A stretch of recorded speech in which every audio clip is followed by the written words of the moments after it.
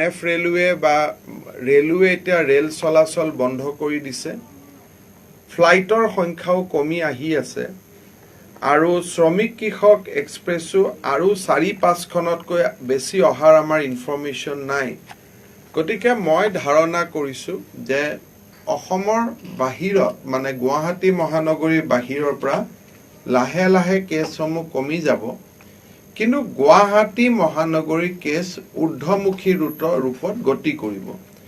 কাৰণ যদি 15 জুনৰ পৰা আমি চাওঁ যে 762 মানুহ বা ৰোগী পজিটিভ হৈছে, এওঁলোকে চেম্পল দিয়া দিনাখনৰ পৰা আমি তেওঁলোকক আইচলেট কৰা দিনলৈকে যদি 5 to 6 ডেইজো আমি ধৰি লওঁ যে এওঁলোক ঘূৰি আছিলে, কাৰণ তেওঁলোকে কিবা এটা চিমটম পোৱাৰ পিছতহে আমাৰ ওচৰত আহিছিলে।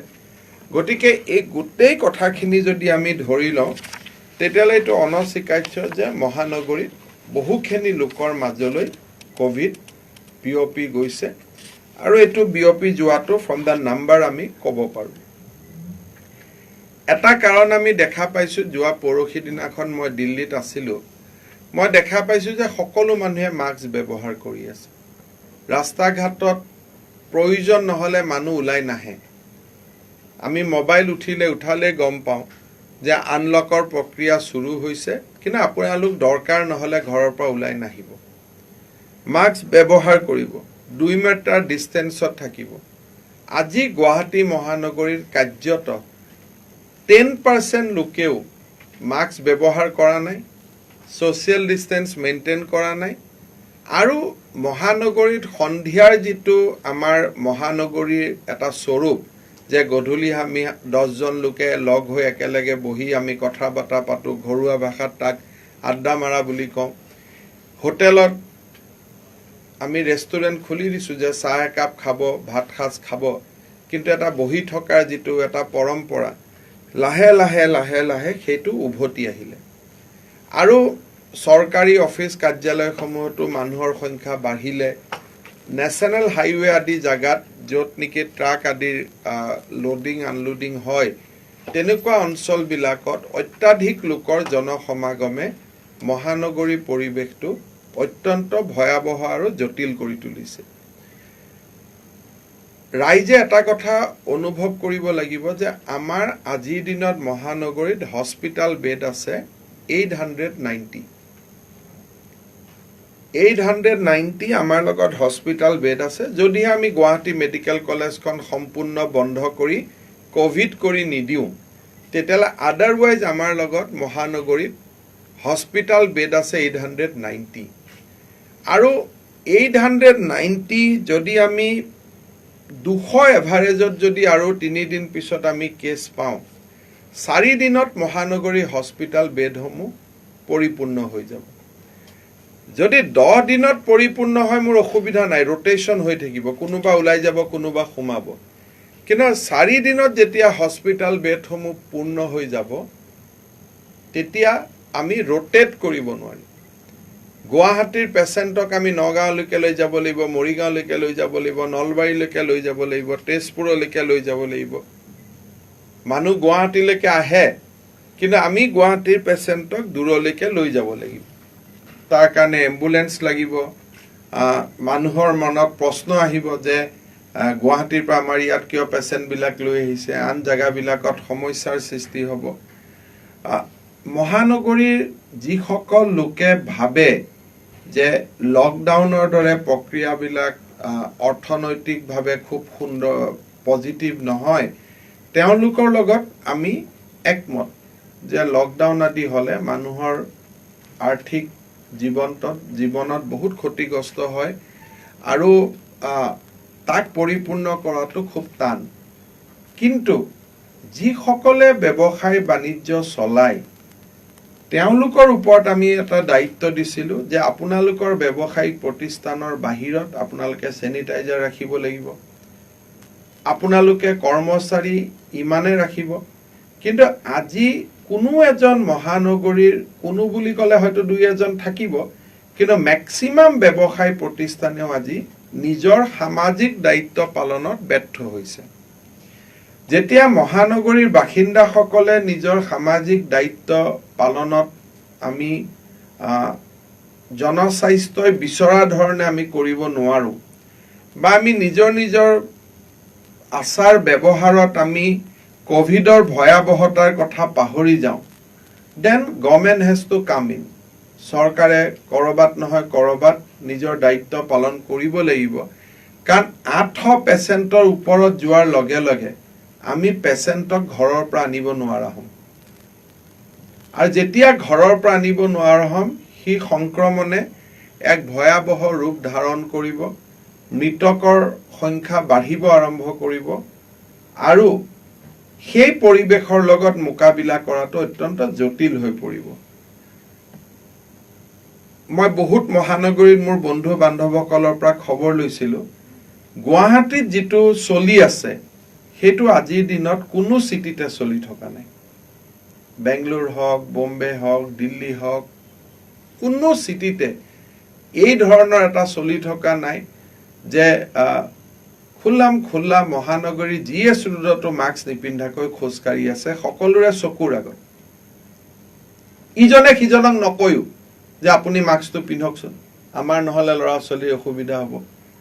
সকলোৱে ধৰি লৈছে যে কোভিডটো চৰকাৰে কণ্ট্ৰোল কৰি ৰাখিব, গতিকে আমাৰ চিন্তা কৰিবলগীয়া একো নাই। আৰু বহুতো প্ৰশ্ন সুধিলে মোক ধেমালি ঘৰত কয়, ছাৰ আপুনি আছে ন, সেইকাৰণে আমি চিন্তা কৰা নাই। সেইটোতো ভয়াৱহ কথা। এই ধৰণৰ সমস্যাৰ পৰিপ্ৰেক্ষিতত অত্যন্ত অনিচ্ছা সত্ত্বেও ৰবিবাৰে নিশা বা সোমবাৰে পুৱতি নিশা 12 বজাৰ পৰা আমি গুৱাহাটী মহানগৰীত 14 দিনৰ বাবে লকডাউন কৰাৰ সিদ্ধান্ত লৈছো। এই সিদ্ধান্তই বহু মানুহক দুখ কষ্ট দিব, জীৱনৰ অৰ্থনৈতিক জীৱনত ক্ষতিগ্ৰস্ত কৰিব, কিন্তু আমি আমাৰ দায়িত্ব যেতিয়ালৈকে পালন কৰিব নোৱাৰিম তেতিয়ালৈকে চৰকাৰে মানুহৰ জীৱন ৰক্ষাৰ কাৰণে we have to take certain tough decision, but decisions are painful. ই বেদনাদায়ক, দুখজনক, বহুত মানুহৰ অৰ্থনৈতিক ক্ষতিগ্ৰস্ত হ'ব, but with lots of pain. আমি ভবা নাছিলো যে আনলকৰ পৰা আমি লকডাউনলৈকে যাব লাগিব, বাট মই মনত গভীৰ দুখ আৰু বেদনাৰে সৈতে অনিচ্ছা সত্ত্বেও ক'ব বাধ্য হৈছো যে আমাৰ হাতত কোনো অপচন নাছিলে, আৰু সেই কাৰণে ৰবিবাৰে ৰাতি 12 বজাৰ পৰা 14 দিনলৈকে 14 নিশা আৰু দিন আৰু নিশা মিলি আপ টু 12 আগষ্ট ন, so 14 days আমাৰ লকডাউন গুৱাহাটী মহানগৰী, আৰু এক প্ৰকাৰ মহানগৰী বুলি কওঁতে GMC এৰিয়া বুজায়, within the jurisdiction of Kamrup Metro'. Entire Kamrup Metro' ডিষ্ট্ৰিক্টত 12 জুলাইলৈকে লকডাউন ঘোষণা কৰা হৈছে। মই ৰাইজক আহ্বান জনাম যে আজি, কালি আৰু পৰহি 3টা দিন মহানগৰীখন খোলা থাকিব। অত্যাৱশ্যকীয় সামগ্ৰী আমি সংগ্ৰহ কৰি ল'ব লাগে, কাৰণ এইবাৰ লকডাউনৰ সময়ছোৱাত শাক পাচলি, মাছ মাংস, আনকি গেলামালৰ দোকানো খোলা নাথাকিব। এক্সেপ্ট ফাৰ্মাচী, লেবৰেটৰী আৰু হস্পিটেলক বাদ দি nothing will be open. It will be strict lockdown. আৰু মই আপোনালোকক কৈ দিছো যে movement of all individuals shall be remain strictly prohibited in the specified area. Specified area মানে নিজৰ ঘৰখনৰ আশে-পাশে, nothing beyond that. মানুহো ওলাই নাহিব। It will be almost like a curfew. অকল ঘৰখনৰ কাষত আহিব পাৰিব আৰু ক'ত আহিব পাৰিব আমি কম। All government offices of autonomous subordinate offices and private offices will remain closed. All business, commercial establishments, shops, trade activities shall remain closed. যেতিয়া আমি কমাৰ্চিয়েল বুলি কৈছো, শ্বপছ বুলি কৈছো, পান, তামোল, গেলামাল সকলো বন্ধ থাকিব. Nothing will be there. All industrial establishments shall remain closed. কোনো ঔদ্যোগিক প্ৰতিষ্ঠান খোলা নাথাকিব. কোনো ৰাজহুৱা যান-বাহন, no public transport will ply. No private service will be private গাড়ীও নচলিব. কোভিডৰ ডিউটি আৰু বানপানীৰ লগত জড়িত ব্যক্তিসকলক বাদ দি কোনো পাছ আদি ইস্যু কৰাও ইয়াত নিয়ম নাই. যদি কোনোবা পেচেণ্ট আছে, পেচেণ্টজনক লৈ আহিলে, ঘূৰি যাওঁতে পেচেণ্টজনক লৈ ঘূৰি গ'লে বা প্ৰেছক্ৰিপশ্যন সেই মুহূৰ্তত মেডিকেলত এডমিট কৰা কাগজ লৈ ঘূৰি গ'লে গাড়ী চলিব পাৰিব. আদাৰৱাইজ কোনো চৰকাৰী বিষয়াই কোনো গাড়ী মটৰৰ পাছ আদি ইস্যু কৰা ইয়াত সম্পূৰ্ণভাৱে নিষিদ্ধ কৰা হৈছে. আগৰবাৰ আমাৰ লকডাউনৰ সময়ত OC-সকলে হওক, মেজিষ্ট্ৰেটসকলে হওক গাড়ীত পাছ দিছিলে. এবাৰ দেয়াৰ উইল বি নো পাছ.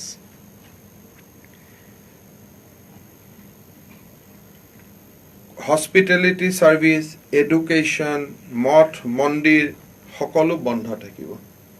মঠ মন্দিৰ, মছজিদ, গীৰ্জা সকলো বন্ধ থাকিব. All social, political, sports, entertainment, cultural, religious function সব বন্ধ থাকিব. 20 জনতকৈ বেছি মানুহৰ শৱদেহ সৎকাৰৰ বাবেও 20 জনতকৈ বেছি মানুহ শ্মশানত যাব নোৱাৰিব.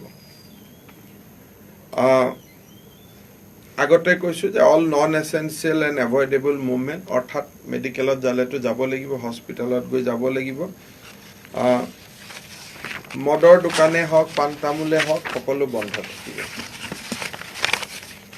ইয়াত কেইটামান এক্সেপশ্যন দিয়া হৈছে যে defence, central and state police force, district magistrate, commissioner of police, home guard, defence, fire, disaster management, electricity, water service, municipal bodies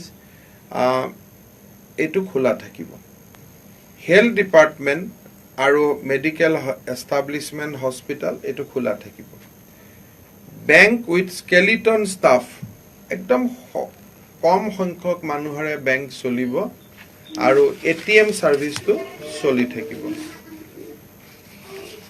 তাৰ ওপৰত আমাৰ অৱশ্যে power generation, telecommunication, print and electronic media will be open, তাত বাধা নাথাকিব. Power generation খোলা থাকিব. Transportation of essential goods, vehicle of health, fire, law and order and emergency service will be allow. সেইসকল হোটেলে খোলা থাকিব য'ত কোৱাৰেণ্টাইনৰ মানুহ আছে আৰু কোনোবা যদি এয়াৰ প্লেন আদিৰ ক্ৰু আদি থাকে সেইখিনিৰ কাৰণে, বা মেডিকেল ডিপাৰ্টমেণ্টৰ ডক্টৰ, নাৰ্ছ যদি কোৱাৰেণ্টাইনত থাকে তেওঁলোকৰ কাৰণে হোটেল খোলা থাকিব. ডাইৰেক্টৰেট অফিচ আৰু ছেক্ৰেটেৰিয়েট অফিচ ফাংচন কৰিব with a skeleton staff. Joint ছেক্ৰেটেৰীৰ ওপৰৰ অফিচাৰসকল আহিব আৰু তাৰ বাহিৰে আনসকল নাহে. কিন্তু যদি ডাইৰেক্টৰ আৰু ছেক্ৰেটেৰিয়েটত কোনোবা তৃতীয় চতুৰ্থ শ্ৰেণীৰ লোককো মাতে, অৰ্থাৎ আহিব লাগে বুলি কয়, তেতিয়া তেওঁলোক ডেফিনেটলি আহিব. কিন্তু ছেক্ৰেটেৰিয়েট আৰু directorate with a skeleton service চলি থাকিব. Milk, baby food, medicine, water supply খোলা থাকিব. ৰেলৱে ছাৰ্ভিচ খোলা থাকিব. এয়াৰ ছাৰ্ভিচ খোলা থাকিব. আৰু লকডাউন প্ৰথম 7 দিন অত্যন্ত কঠোৰ হ'ব. ইয়াৰ বাহিৰে কোনো এক্সেম্পশ্যন নাথাকিব.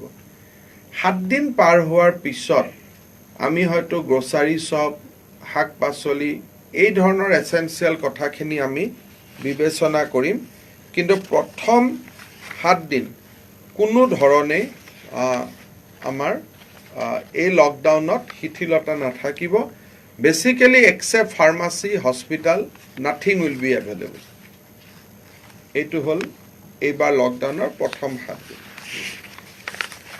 আমাৰ 31টা কোভিড কেয়াৰ চেণ্টাৰ খোলা হৈছে কোনোবাই যদি কোভিডৰ টেষ্ট চেম্পল দিব যায় তেওঁলোকৰ বাবে এইটো প্ৰক্ৰিয়া এলাউ থাকিব অৰ্থাৎ আজি আমাৰ যি 31টা কোভিড চেণ্টাৰ খোলা হৈছে তাতটো মানুহ যাব কোভিডৰ চেম্পল দিবৰ কাৰণে সো সেইটো খোলা থাকিব তাৰ কাৰণে গাড়ীখন লৈ গলেও তালৈকে যাব তাৰ পৰাই গুচি আহিব ৱাৰ্ডৰ বাহিৰত আৰু ওলোৱাৰ প্ৰশ্ন নাই আৰু তাতো পুলিচে নজৰ ৰাখিব যে হসাকয়ে চেম্পল দিব আহিছে নে চেম্পল দিয়াৰ নাম লৈ আন কামত ওলাই আহিছে ইয়াৰ লগে লগে আজি গধূলি 7 বজাৰ পৰা গুৱাহাটী মহানগৰীত ৰাতিপুৱা 7 বজালৈকে সান্ধ্য আইন বলবৎ কৰা হ'ব আজিৰ পৰা 7টাৰ পৰা 7টালৈ যেটো আমি 9টাৰ পৰা কৰিছিলো আজিৰ পৰা লকডাউন হ'ব ৰবিবাৰে ৰাতি 12টাৰ পৰা কিন্তু কাৰফিউ আজি 7টাৰ পৰা হ'ব আৰু পুলিচক নিৰ্দেশ দিয়া হৈছে যে কাৰফিউ অতি ষ্ট্ৰিক্টলি বলবৎ কৰিব লাগিব আজি 7টাৰ পৰা কাৰফিউ আৰম্ভ হ'ব ৰাতিপুৱা 7টালৈকে তাৰ পিছত আকৌ দিনটো মানুহে বজাৰ সমাৰ কৰিব পৰখিও কৰিব তাৰ পিছত 7 দিন এটো চলিব এই কাৰফিউটো সমগ্ৰ অসমতে বলবৎ হ'ব আজিৰ পৰা অকল গুৱাহাটী নহয় সমগ্ৰ অসমতে ৰাতি 7 বজাৰ পৰা অহাকালি ৰাতিপুৱা 7 বজালৈকে কাৰফিউ হ'ব সদায় হ'ব আমাৰ সকলো জিলা উপায়ুক্ত আৰক্ষী অধীক্ষকক নিৰ্দেশ দিয়া হৈছে যে আজি 7টাৰ পৰা যাতে সান্ধ্য আইন কঠোৰভাৱে বলবৎ কৰা হয় ৰাতিপুৱা 7টালৈকে মই ভাবো যে 5:30 মানত দোকান বন্ধ কৰিলে দোকানৰ কৰ্মচাৰী স্বত্বাধিকাৰী ঘৰলৈ উভতি যোৱাৰ বাবে 1.5 ঘণ্টা সময় পাব গতিকে 5:30 বজা মানত দোকান বন্ধ কৰিলে ভাল আমি কেইটা দোকান বন্ধ কৰিব লাগে কোৱা নাই কাৰণ কাৰোবাৰ যদি ঘৰৰ লগতে দোকানখন আছে 6:55ত বন্ধ কৰিলেও 7টাত পিছফালে ঘৰলৈকে যাব পাৰিব সো 7টাৰ পৰা কাৰফিউ চলিব গুৱাহাটী মহানগৰীত এইখিনি ব্যৱস্থা লোৱাৰ লগে লগে আমাৰ ৰাজ্যখনৰ আন অঞ্চলবিলাকতো সামাজিক সংক্ৰমণ যাতে নহয় তাৰ বাবে আমি বা সোসাইটিলৈকে কেছ যাতে বিয়পি নপৰে তাৰ বাবে আমি নজৰ ৰাখিব লাগিব অহাকালি শনিবাৰ আৰু ৰবিবাৰ সমগ্ৰ অসমৰ টাউন কমিটি মিউনিসিপাল এৰিয়া বিলাকত অহা কালি আৰু পৰখি লকডাউন থাকিব গুৱাহাটীত নাথাকে গুৱাহাটীতো ৰবিবাৰৰ পৰা 14 দিনৰ কাৰণে হ'ব কিন্তু জোৰহাট ডিব্ৰুগড় শিলচৰ পলাশবাৰী উত্তৰ গুৱাহাটী ৰঙিয়া যিমান টাউন আছে town and municipality will be under lockdown only 2 days আৰু প্ৰতি সপ্তাহতেই 2টা দিন বন্ধ থাকিব weekend lockdown in town committees and municipalities যেতিয়ালৈকে কোভিড পেন্ডেমিক থাকিব এই উইকেন্ড লকডাউন তো চলি থাকিব স্যাটাৰডে এন্ড সানডে তাত বাকি কেদিন নাথাকে কিন্তু গুৱাহাটীত উইকেন্ড লকডাউন তো নহব কাৰণ মানুহক বজাৰ সমাৰ কৰিবৰ কাৰণে আমি সুবিধা দিছো গতিকে গুৱাহাটীত অহা কালি পৰখি দোকান পোহাৰ খোলা থাকিব বাকি জায়গাত অহা কালি পৰখি বন্ধ থাকিব অহা সপ্তাহতো শনিবাৰ ৰবিবাৰ আন জিলাবিলাকত বন্ধ থাকিব কিন্তু গাঁও অঞ্চলত 7টা বজাৰ পৰা খালি কাৰফিউটোহে থাকিব কাৰফিউ ফৰ এন্টায়াৰ আসাম কিন্তু lockdown is only for town and municipalities সময়তে আকৌ এটাকৈ আপোনালোকে বুজি পোৱাকৈ বুজাই দিব খুজিছো অহা ৰবিবাৰে 12 বজাৰ পৰা 12 জুলাই পৰ্যন্ত গুৱাহাটী মহানগৰী লকডাউন পৰিবেশ বা লকডাউনৰ আদেশ দিয়া হৈছে প্ৰথম 7 দিন এক্সেপ্ট ফাৰ্মাসি এণ্ড হস্পিটাল একো খোলা নাথাকিব আৰু অফ কোৰ্স সেক্ৰেটাৰিয়েট ডাইৰেক্টৰেট মই যিখিনি পঢ়ি দিছো সৰু একোটা ষ্টাফ লৈ তেওঁলোকে কাম কৰি থাকিব but otherwise city is closed for 7 days ইয়াৰ পিছত 7 বজাৰ পৰা ৰাতিপুৱা 7 বজালৈকে সমগ্ৰ অসমতে আজি গধূলিৰ পৰা সান্ধ্য আইন বলবৎ কৰা হ'ব। নম্বৰ 2 নম্বৰ 3 য'ত গাঁৱৰ কোনো প্ৰভাৱ নপৰে, গাঁও পঞ্চায়ত এৰিয়াত নপৰে, কিন্তু টাউন কমিটি আৰু মিউনিচিপালিটি সমূহত অহা কালিৰ পৰা বলবৎ হোৱাকৈ সপ্তাহৰ প্ৰতিটো শনিবাৰ আৰু ৰবিবাৰে লকডাউন থাকিব, যাক আমি নাম দিছো উইকেণ্ড লকডাউন। ঠিক আছে, টিল ফাৰ্ডাৰ অৰ্ডাৰ, যেতিয়ালৈকে মইতো কৈছো টিল কোভিড পেণ্ডেমিক ইজ দেয়াৰ, শনিবাৰ ৰবিবাৰ লকডাউন থাকিব। এই লকডাউন বিলাকতো গোটেই অসমত যি শনিবাৰ ৰবিবাৰ লকডাউন হ'ব, এক্সেপ্ট ফাৰ্মাচী একো খোলা নাথাকিব, ফাৰ্মাচী আৰু হস্পিটেল। অফকোৰ্স অসমত বানপানী আহিছে, ডিজাস্টাৰ মেনেজমেণ্ট এইবিলাক খোলা থাকিব। ক্ৰিটিকেল গভৰ্ণমেণ্ট কনষ্ট্ৰাকশ্যন বিলাক, যেনেকে গণেশগুৰিত ফ্লাইঅভাৰ চলি আছে, এবাৰ বন্ধ কৰিলে খুলি দিব বহুত দিগদাৰ হয়। এয়াৰপোৰ্টত এক্সপানশ্যনৰ কাম চলি আছে, অসমত এইমছৰ কাম চলি আছে, গোলাঘাটত ৰিফাইনেৰী কাম চলি আছে, যিবিলাক আজি বাঘজানত জুই নুমাবৰ কাৰণে এক্টিভিটিজ চলি আছে, এইবিলাক এক্সেম্পটেড থাকিব। ক্ৰিটিকেল শব্দটো কিন্তু আগত চলিব লাগিব। সৰু সুৰা ক'বাত কোনোবা এটা বিল্ডিং বনি আছে এইটো নহ'ব। অনলি ক্ৰিটিকেল ইনফ্ৰাষ্ট্ৰাকচাৰ প্ৰজেক্ট, ধৰ শৰাইঘাটৰ ওপৰত দ্বিতীয়খন দলঙৰ কাম দ্ৰুত গতিত চলি আছে গুৱাহাটী উত্তৰ গুৱাহাটীৰ মাজত।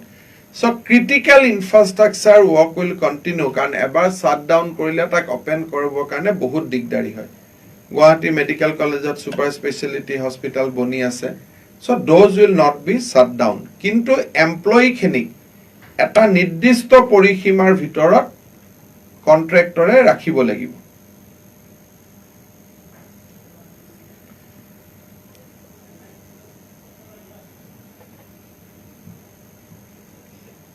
আৰু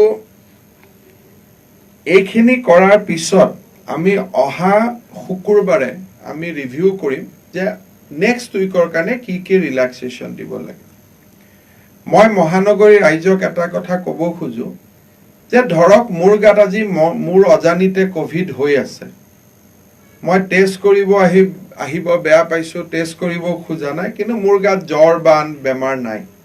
14 দিন যদি মই ঘৰত সোমাই থাকো, তাতেই বেমাৰটো নোহোৱা হৈ যাব। চ' এইটোৱে মহৌষধ যে মোৰ গাত আজি কোভিড আছে নে নাই মই নাজানো, টেষ্ট কৰিব মোৰ ভাল নালাগে, গতিকে মই একো নকৰি যদি 14 দিন ঘৰত সোমাই থাকো, 14 দিনৰ পিছত টেষ্ট কৰিলে মই নিগেটিভ পাম। সেইকাৰণে যিসকল ডেকা ল'ৰা বা যিসকল 40 বছৰৰ তলত যুৱক, তেওঁলোকে যদি ফিল কৰে যে মই কোভিড টেষ্ট কৰিব খোজা নাই, 14 দিন ঘৰত সোমাই থাকিলে এবছলিউটলি কোভিড ভাল হৈ যাব। অৱশ্যে বয়সস্থসকলৰ ক্ষেত্ৰত সেইটো নহয়, যেতিয়াই তেতিয়াই চিমটম দেখা দিব পাৰে আৰু হয়তো তেওঁলোকে আগৰ পৰাই হস্পিটেলত আহিলে ভাল। 31টা কোভিড কেয়াৰ চেণ্টাৰ চলি থাকিব। আমি খুব এগ্ৰেছিভলি চেষ্টা কৰিম যাতে এই 14 দিনৰ ভিতৰত আমি মহানগৰীত বহুত টেষ্ট আমি কৰিব পাৰোঁ। এইখিনি ঘোষণাৰ কাৰণে মই বেচিকেলি আজি আপোনালোকক মাতিছিলোঁ। যদি আপোনালোকৰ কিবা প্ৰশ্ন আছে, বুজিব ইচ্ছা আছে, কিবা কথা মোৰ কওঁতে ক্লিয়াৰ হোৱা নাই, আপোনালোকে প্ৰশ্ন সুধিব পাৰে।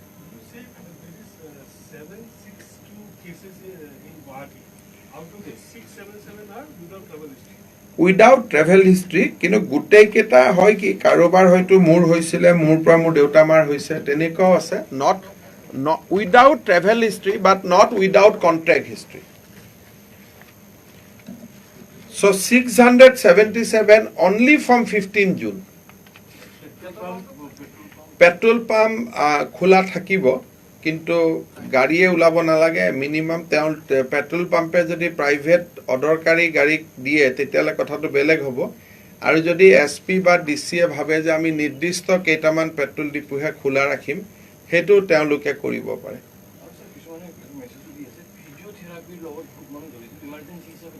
এতিয়া ইয়াত এই 7 দিন আৰু একো নাথাকিব।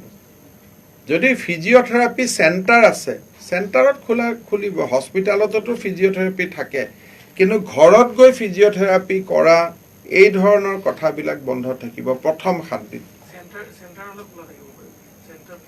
ফিজিঅথেৰাপি চেণ্টাৰ হ'লে it is equivalent to a hospital. Train এখন আছে যিখন দিল্লী গুৱাহাটী আগৰতলা যায় ৰাজধানীখন, কোনোবা যদি গুৱাহাটীত বোৰ্ড কৰিবলৈ আহিব পাৰে। ট্ৰেইন আৰু আমি ফ্লাইট ছাৰ্ভিচক আমি বাধা দিয়া নাই। যদি ফ্লাইটৰ টিকট থাকে সেই টিকটখন লৈ তেওঁ বৰঝাৰ এয়াৰপৰ্টলৈকে যাব পাৰিব। ঘূৰি আহোঁতে ড্ৰাইভাৰজনে টিকটৰ কপিটো লৈ ঘূৰি আহিব। So' travel ticket is equivalent to pass. গতিকে এৰোপ্লেনত যাব পাৰিব বৰঝাৰলৈকে, ৰেললৈকে যাব পাৰিব, কিন্তু inter state bus service inter district bus service বন্ধ। তাৰমানে গুৱাহাটীৰ পৰা নগাঁৱলৈকে বাছ নচলে, নগাঁৱৰ পৰা গুৱাহাটীলৈকে বাছ নচলে, কিন্তু নগাঁৱৰ পৰা বাছখন জাগিৰোডলৈকে চলোৱাত আপত্তি নাই। কামৰূপ মেট্ৰ'ৰ সীমাৰ ভিতৰত এতিয়া আৰু আন্তঃ জিলা পৰিবহণ নচলিব। যোৱাবাৰ আমি পাইছিলোঁ যে আমি গম নাপালোঁ, আমি থাকি গ'লোঁ, আমাক গুৱাহাটীৰ পৰা লৈ যাওক ঘৰলৈকে। মই ৰাইজক অনুৰোধ কৰিম যে যিসকলে 14 দিন গুৱাহাটীত থাকিব অসুবিধা, আজি আৰু কালিৰ ভিতৰত তেওঁলোক গুৱাহাটীৰ পৰা গুচি যাব পাৰে। কিন্তু কাৰণ 14 দিনলৈকে লকডাউন শিথিল কৰাৰ সম্ভাৱনা নাই। কিছু হয়তো এক্সেমশ্যন আহিব, কিন্তু ইণ্টাৰ ডিষ্ট্ৰিক্ট ট্ৰান্সপৰ্ট নুখুলে, কাৰণ গুৱাহাটীৰ পৰা বেমাৰটো যাতে বাকী জেগালৈকে নাযায় সেইটো আমাৰ এটা লক্ষ্য। কাৰণ গুৱাহাটীততো বেমাৰটো আহিছে, গতিকে গুৱাহাটীৰ মানুহ নগাঁও যোৰহাটলৈকে গ'লে বেমাৰটো তালৈকেহে যাব। গতিকে মই ডেকা ল'ৰা ছোৱালীসকলকো অনুৰোধ কৰিম যে আপোনালোক গাঁৱত ঘূৰি যাব নালাগে, এইকেইটা দিন য'ত আছে তাতে থাকক, কাৰণ গাঁৱত ঘূৰি যোৱা মানে বেমাৰটো গাঁৱলৈকে লৈ যোৱা হ'ব। এতিয়া কোনো ই কমাৰ্চ একো খোলা নাথাকে, চব বন্ধ।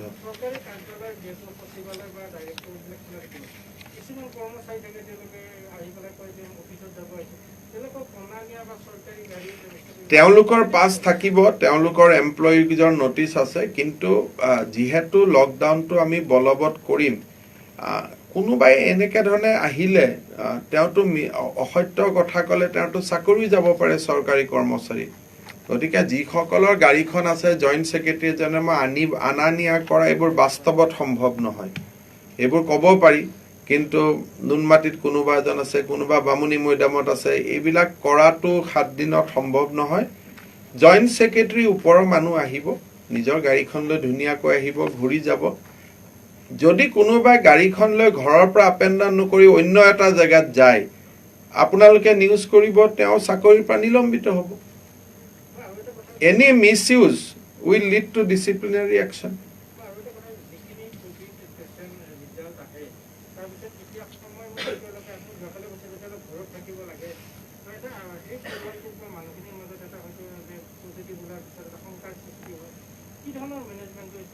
ইয়াত বিশেষ মেনেজমেণ্ট নাই। আজি যদি পজিটিভ ওলাব আমি তেওঁলোকক ফোন কৰি দিম যে আপুনি পজিটিভ হৈছে, ঘৰৰ এটা আছুতীয়া ৰুমত থাকক। কাৰণ এটা সময় হ'ব মহানগৰীত 1000 পেচেণ্ট পজিটিভ হ'ব। চৰকাৰক তেওঁলোকক লৈ আহোঁতে সময় লাগিব 24 ঘণ্টা। 24 ঘণ্টা তেওঁ নিজৰ ৰুমটোৰ ভিতৰত নিজক আবদ্ধ কৰি ৰাখিব লাগে। তাৰ ভিতৰত যদি জ্বৰ বেমাৰ দেখা দিয়ে 104ত ফোন কৰিব লাগে। আমি কালিৰ পৰা গোটেই 104 প্ৰক্ৰিয়াটো আমি টনকিয়াল কৰি আছোঁ, যাতে জ্বৰ আদি হ'লে লগে লগে ফোন কৰিব, তেতিয়া বেলেগক নুঠাই পেলাই তেওঁক আগত আমি লৈ আহিম। কিন্তু 24 ঘণ্টা মিনিমাম বেমাৰটো ধৰাৰ পৰা পিছত আনিবৰ কাৰণে সময় লাগিব। আৰু চেম্পুলৰ সংখ্যাটো এতিয়া মহানগৰীত দ্ৰুতগতিত বাঢ়িব। ৰিজাল্ট দিওঁতেও 3-4 দিন লাগিব। গতিকে চেম্পুল দিয়াৰ পিছত যাতে ঘৰৰ পৰা ওলাই নাযায়। কিন্তু এই 14 দিন যদি আমি, যিহেতু ঘৰৰ পৰা ওলাইনো ক'ত যাব, লকডাউন থাকিবই, গতিকে এই 14 দিন যদি আমি ভাল কৰি ইয়াক চিধা কৰি দিব পাৰোঁ, তেতিয়াহ'লে আৰু 2 মাহ আমি ফ্ৰী পাম পিছত। পাৰ্মানেণ্ট চলিউশ্যন নহয়, কিন্তু আজিৰ দিনত হোৱা লকডাউনটোৱে আমাক অন্তত 12 জুলাইৰ পৰা 30 আগষ্ট মানলৈকে আমাক কমফৰ্ট জোন দি দিব। প্ৰায় নহয়, এতিয়া নৰ্মেল ট্ৰেভেলাৰো খুব সম্ভৱ গুৱাহাটী মহানগৰীত আৰু সোমাব নোৱাৰিব। গুৱাহাটী মহানগৰীত ফ্লাইটে নচলে, মানে ফ্লাইটৰ টিকট থাকিলে তেওঁ এয়াৰপৰ্টলৈকে যাব পাৰিব, ৰেল ষ্টেচনলৈ। অহাবিলাকো নিজৰ জেগাৰ পৰা ওলাই যাব পাৰিব। আমিয়েতো তেওঁলোকক বাছত লৈ উলিয়াই দিব। আহিব আৰু যোৱাত আপত্তি নাই, কিন্তু গুৱাহাটীত কোনো থাকিব নোৱাৰিব। যদি চৰকাৰে কোৱাৰেণ্টাইন কৰে বেলেগ কথা গুৱাহাটী মানুহজনটো আহিলে কোৱাৰেণ্টাইন কোৱাৰেণ্টাইন হ'ব হোজাইৰ মানুহো আমি কোৱাৰেণ্টাইন কৰোঁ দুখন জিলাৰ মানুহ আমি গুৱাহাটীত কোৱাৰেণ্টাইন কৰোঁ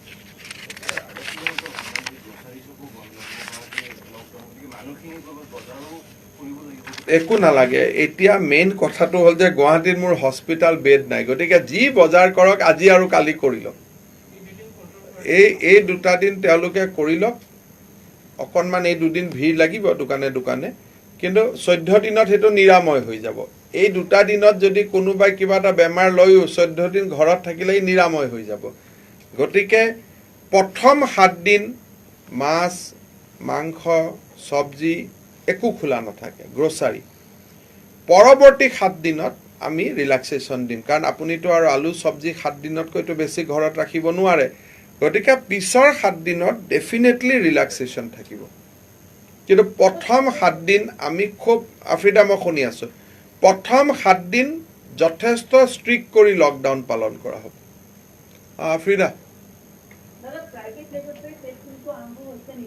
অকল অসমত গুৱাহাটীত অকল আল্ট্ৰা কেয়াৰ বুলি প্ৰাইভেট লেবটোৱে টেষ্ট কৰে জিএনআৰচি ট্ৰুনাট বুলি সৰু মেচিন এটা আছে তাতে এটা লিমিটেড কেপাচিটি টেষ্ট কৰে আৰু অসম চৰকাৰে স্যাম্পল ভাৰতৰ সকলো প্ৰাইভেট ল্যাবৰেটৰীলৈকে পঠাই দিয়ে ডিপেন্ডিং অন देयर এভেইলেবিলিটি কিন্তু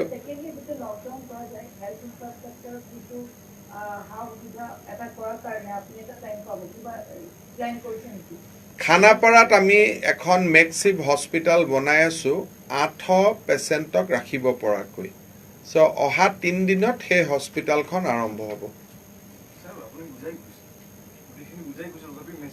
দিয়ক খুদিলক যি আছে খুদিলক একো বেয়া পাবলগীয়া কথা নাই খোলা মিল খোলা থাকিব মই খোলা থাকাৰ ভিতৰত কি খোলা থাকিব আকৌ এবাৰ কৈছো যে বেংক উইথ লিমিটেড মানুহ আৰু এটিএম খোলা থাকিব হস্পিটাল আৰু ফাৰ্মাসী আদি খোলা থাকিব print electronic media including hawker খোলা থাকিব টেলিকমিউনিকেশ্যন ইন্টাৰনেট ব্ৰডকাষ্টিং কেবল খোলা থাকিব পাৱাৰ জেনাৰেশ্যন ট্ৰান্সমিশ্যন ডিস্ট্ৰিবিউশ্যন খোলা থাকিব ট্ৰান্সপৰ্টেশ্যন অফ এসেনশিয়েল গুডছ তানে বাহিৰৰ পৰা ট্ৰাক আহিব গুৱাহাটীৰ মাজেদি নগাঁওলৈকে ৰাইচ লৈ যাব খোলা থাকিব vehicle of health fire law and order and emergency service are allowed hotel accommodating quarantine person will be allowed amar milk baby food medicine water supply allowed railway allowed ekhini আপোনালোকে সৰকাৰৰ আমাৰ মুখ্য সচিবৰ আদেশখন পাই যাব যিখন সৰকাৰি আদেশ বুলি কয় আপোনালোকৰ ডিআইপিআৰে আপোনালোকক দি দিব কিন্তু মোৰ অৰ লেস এইখিনি থাকিব কেবল সার্ভিস খোলা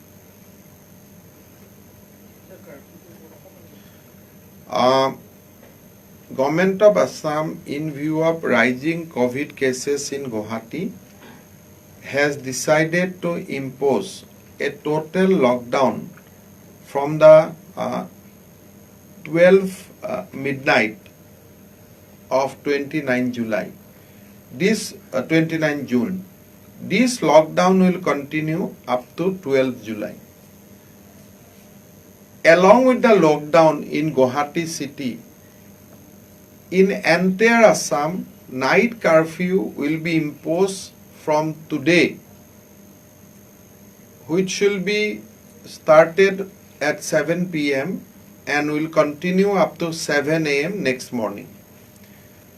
Also, weekly lockdown, mostly in Saturday and Sunday, will be imposed in the other towns and municipal areas of Assam.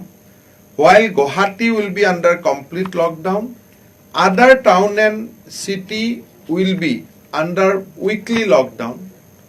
However, from 7 p.m. evening to 7 a.m., curfew will be applicable in entire Assam. So this is what we have decided. এটা মই আপোনালোকক সৰু information দিছোঁ অসমত যেনেকৈ আমি testing কৰিছোঁ এইখন ষ্টেট ৱাইজ অসমত আমি যেনেকৈ ইম্প'জ কৰিছোঁ যে আমি বহুত টেষ্টিং কৰিছোঁ 4.5 লাখ এতিয়া বহুত ষ্টেটে কৈ থাকে কেৰেলাতো কণ্ট্ৰল হৈ গ'ল কৰ্ণাটকতো কণ্ট্ৰল হৈ গ'ল এনেকুৱা ধৰণৰ কথা কৈ থাকে যেতিয়া অসমত আমি চালোঁ যে এই কেৰেলাৰ পৰা অহা মানুহৰ অসমত কোভিড হৈছে নে নাই চ' আমি 17খন ডিষ্ট্ৰিক্টৰ মানে এতিয়ালৈকে মই 18খন ডিষ্ট্ৰিক্ট 20খন ডিষ্ট্ৰিক্টৰ ডাটা পাইছোঁ কেৰেলাৰ পৰা অহা মানুহ 82 জনৰ কোভিড হৈছে চ' কেৰেলাৰ পৰা যি অসমৰ ল'ৰা ছোৱালী আহিছিলে 82 কৰ্ণাটকৰ পৰা হৈছে 104 তাৰমানে অকল এখন ৰাজ্যৰ পৰা অহা মানুহে ইয়াত 82 হৈছে which are very fragment of population তাৰমানে টেষ্টিং বহুত হ'লে কিমান মানুহে কোভিড ধৰাত পৰিব পাৰে ইয়াত আমি 100% টেষ্ট কৰিছিলোঁ কাৰণে আৰু যেতিয়া 32খন ষ্টেটৰ ফিগাৰ পাই যাম 32খন ডিষ্ট্ৰিক্টৰ ফিগাৰ পাই যাম ডেফিনেটলি নাম্বাৰ উইল বি মোৰ চ' যোৱা 7 দিনত কেৰেলাৰ পৰা অহা মানুহৰ কোভিড আমি পাইছোঁ 82 পিপল কৰ্ণাটকৰ পৰা অহা মানুহৰ কোভিড আমি পাইছোঁ 104 চ' প্ৰেক্টিকেলি ন' ষ্টেট কোনেও ক্লেইম কৰিব নোৱাৰে যে নাম্বাৰ অফ টেষ্টিং বঢ়াৰ লগে লগে নাম্বাৰ অফ কোভিড পেচেণ্ট বাঢ়িব অসমত আমি 3.5 লাখ টেষ্টিং কৰি দিলোঁ চ' সেইকাৰণে আমাৰ নাম্বাৰবিলাক যদিও 3.5 লাখৰ তুলনাত our numbers are very less but গুৱাহাটীত আমি কেছ পোৱাৰ ডাঙৰ ৰিজনটো হৈছে যে কোনো ষ্টেটতে এনেকৈ টেষ্টিং ফেচিলিটি খুলি দিয়া নাই যে যোনে আহে টেষ্ট কৰিব পাৰে হয়তো আমি এইবোৰ নকৰিলে আজিও গম নাপালোহেঁতেন 12টা 13টা কেছে আহি থাকিলেহেঁতেন চ' এগ্ৰেছিভ টেষ্টিং হোৱাৰ কাৰণে আমি নাম্বাৰটো পালোঁ আৰু যদিও মহানগৰীত যদি মাস্ক চলি থাকিলেহেঁতেন ছ'চিয়েল ডিষ্টেঞ্চ চলি থাকিলেহেঁতেন চেনিটাইজিং চলি থাকিলেহেঁতেন আমি লকডাউন দিবই নালাগে গতিকে অহাবাৰো যেতিয়া লকডাউন খুলিব আমি আশা কৰিম যে আমি যাতে সেই ব্যৱহাৰবিলাক স্বাস্থ্যৰ ওপৰত থকা ব্যৱহাৰবিলাক আমি পালন কৰোঁ কৰিলে লকডাউন নিদিলেও চলি যায় এবাৰ মই 2-3 বাৰ অলৰেডি মই কেইবাখনো সাংবাদিক মেলত কৈছোঁ যে এইখিনি যদি নকৰে আমি আকৌ লকডাউন দিব লাগিব নিৰ্ভৰ কৰিব এতিয়াতো 7 দিন আমি মানুহক দেখা নাপাওঁ কিন্তু ভৱিষ্যতে আফটাৰ 12 জুলাই অলছো আমাৰ লকডাউন দিব একেবাৰে ইচ্ছা নাই কাৰণ চৰকাৰৰো ক্ষতি হয় মানুহৰো ক্ষতি হয় আমাৰ মেক্সিমাম ৰেভিনিউ ক্ষতি হ'ব মোৰ আকৌ অহা মাহত দৰমহাৰ কাৰণে মই টানাটানি আৰম্ভ কৰিব লাগিব কিন্তু এবছলিউটলি উপায় নাই কাৰণ 600 মানে আপোনালোকক যিটো মই এইমাত্ৰ ডাটা দিছিলোঁ যে গুৱাহাটীত 677 অকল আমি কমিউনিটি লেভেলতে আমি কেছ পোৱাৰ বাবে কোনো উপায় নোহোৱা ডেটটো ফ্ৰম 15 জুন অকল এই 10টা দিনত টাৰ্গেটেড প্ৰগ্ৰেম আৰম্ভ কৰাৰ পিছত চ' মই ভাবোঁ গোটেইখিনি কথা বুজাই কৈছোঁ আৰু সকলোকে মই লকডাউনৰ সময়ছোৱাত ভালে কুশলে থাকক তাকে ঈশ্বৰৰ ওচৰত প্ৰাৰ্থনা জনাইছোঁ আৰু আজিৰ সাংবাদিক মেল Yeah, please, Karishma. So, when you're saying that, if every day we get 200 or more cases, then hospitals would naturally be overwhelmed. Yeah. And we have a capacity of about 800 now. So, along with hospitals, the allied agencies, cannot have a problem cover. So, how are No, but you must recall my second part of the statement. That within 3 days we are starting a massive hospital in Khanapara. So that will enhance my capacity to 1600 and that will solve my problem for the time being. So etu kobo nalage je hospital khali hoy gol hoy hospital bori gol but as a part of advanced planning ami ekma agote enuka hobo boli gom paisilu hekane Khanapara to ami sundor kori bonu arambho kori disilu. So Assam government has put all measures with futuristic mind so that nothing is disturbed. গতিকে আমাৰ 1600 bed হলে গুৱাহাটীত 200 কৈ উলালেও 8 দিনৰ সাইকেলত আমাৰ will be fine. There will be no pressure. There are challenges but we are meeting the challenges. Although the 108 service or ambulance service already we have brought more ambulances from outside Assam. health department is fully geared to meet any eventualities. খালি মই ৰাইজক কথাখিনি কোৱাৰ প্ৰয়োজন কাৰণে মই কৈছোঁ, কাৰণ বহুতে ক'ব যে মোকতো মেডিকেলত নানিলে কিয়, খানাপাৰাত আনিলে। চ' মানুহে বুজি পাব লাগিব যে মেডিকেলত চিট ভৰ্তি হৈ গ'ল। গুৱাহাটীত এছাম মানুহ আছে যোনে ভাবে যে আমি পেয়িং কেবিন এটা পালে ভাল আছিল। তেওঁলোকৰ কাৰণেও আমি প্ৰাইভেট হস্পিটেলৰ লগত টাই আপ কৰিব খুজি আছোঁ। Those who want to admit themselves on payment, তেওঁলোকৰ কাৰণে আমি পেয়িং কেবিনৰো ব্যৱস্থা কৰিবৰ কাৰণে দুখন হস্পিটেলৰ লগত আমি কথা পাতি আছোঁ। পৰহিৰ ভিতৰত হৈ যাব লাগে। But then people has to pay. চৰকাৰে পেমেণ্ট নকৰিব, ৰাইজে নিজে পেমেণ্ট কৰি থাকিব লাগিব। Ayurvedic college, MMC, GMC, Sonapur district hospital, Jagiroad Hindustan paper corporation hospital, Singimari model hospital, Kalapahar আৰু কলিতাকুছি মডেল হস্পিটেল, গোটেইখিনি মিলি 850 বেড।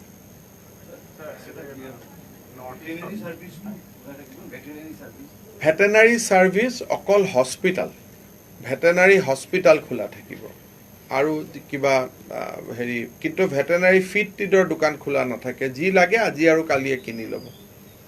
মানে এক কথাত কৈছোঁ যে একো খোলা নাথাকে, যি বজাৰ কৰিব লাগে আজি আৰু কালি কৰি ল'ব, পৰহিও খোলা থাকিব। বোলে ভেটেনাৰী ফিড কমি গ'ল, অহা শুক্ৰবাৰে আমি ডিচাইড কৰিম, কিন্তু ফাৰ্ষ্ট 7 days একো খোলা নাথাকে। ধন্যবাদ।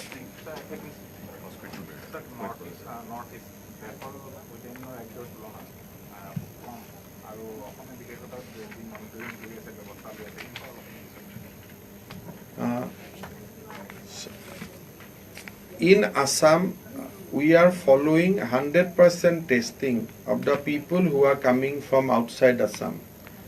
So far, we have done almost 3,50,000 tests, which itself is a remarkable achievement. Because of this aggressive testing policy and quarantine policy adopted by the government of Assam as well as other northeastern states, our region is almost, we could say that we have saved our region so far from the impact of COVID-19. However, with the major influx from the other states or from the rest of the country, now position has become more difficult. So we have to evolve new methodology to fight with the pandemic, and that is why we have to order for lockdown in Guwahati for next 14 days, night curfew in entire state, and weekly lockdown in other municipalities and towns. Our basic intention is to secure Northeast Assam and Guwahati from the impact of COVID-19. Thank you.